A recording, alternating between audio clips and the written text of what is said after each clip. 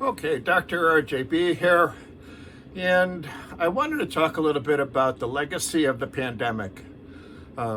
We had the COVID virus, COVID-19 virus that happened in 2020, and I remember that both me and my wife both got sick in March of 2020. We were fortunate enough to have a mild condition. Some of the reason we think that was because of the fact that we were in contact with so many patients, that we had a little bit of resistance to the group of viruses that COVID came from. COVID was a coronavirus, and coronaviruses are actually a very common cold virus, but in some cases they mutate and become a problem. So there's several coronaviruses that are more of a problem, and this COVID-19 was one of them. There's been a big question about where it came from.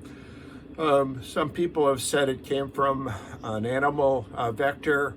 In other words, the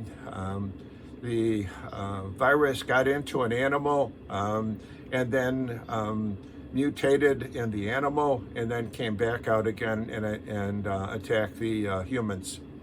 The bird flu and the swine flu are examples of viruses that did that. In the case of the bird flu, there was a virus that got into the bird populations and then attacked humans.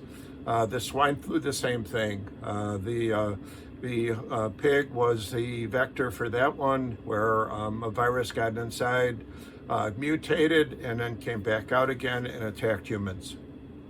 So there is a way of viruses to do this.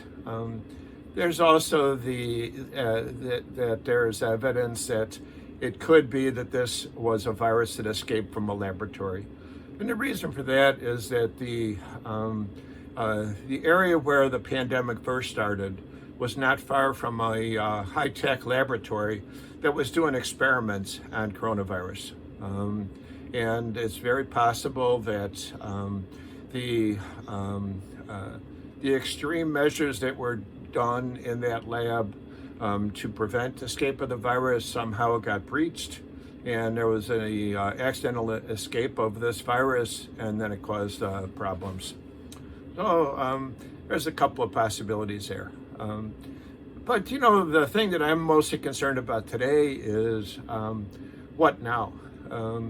Because what I have seen in my practice was a number of problems that seemed to be long-lasting. There were a couple of people in my practice who became paralyzed by the virus, and even though they have improved, they did have some leftover. There were also some people in my practice who had severe fatigue problems, chronic fatigue problems that were so severe that they were unable to continue working. Also, I had a patient or actually a couple of patients who had injury to the brain that caused them to have a neurologic disability. And so, these are all well known. I also have heard some stories of patients of other people who had such severe lung damage that they needed lung transplant, severe heart damage where they had to have heart transplant or at least medications and etc. to take care of severe heart failure problems. There were damage to pancreas that caused diabetes.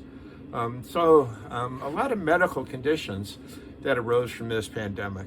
And the question, I guess, is going to be, whether we're going to see more medical problems in the future as a result of the pandemic.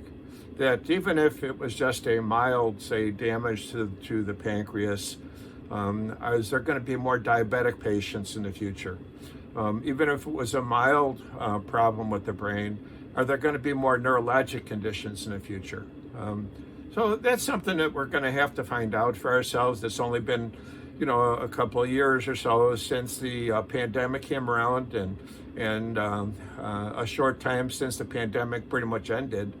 So we'll have to see in the future what goes. But I can tell you from when I was practicing still that there were definitely patients who had some long-lasting problems because of the pandemic virus.